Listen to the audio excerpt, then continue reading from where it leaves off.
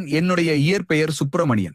நான் 11 டிசம்பர் 1882 வருடம் எட்டயபுரம் என்னும் ஊரில் பிறந்தேன். என்னுடைய பெற்றோர் சின்னசாமி ஐயர், லட்சுமி அம்மாள்.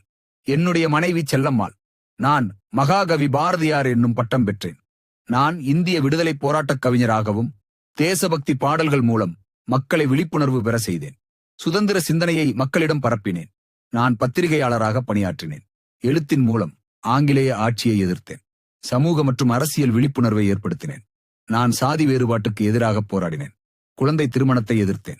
பெண்கள் விடுதலை மற்றும் சமத்துவத்தை ஆதரித்தேன். நான் நவீன தமிழ் கவிதையின் முன்னோடியாகவும் எளிய தமிழில் கவிதைகள் எழுதினேன்.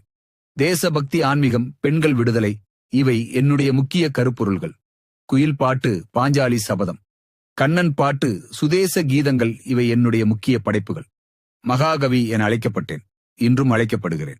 என்னை மக்கள் கவிஞர், சீர்திருத்தவாதி, பத்திரிகையாளர் என இன்றும் போற்றுகின்றனர்.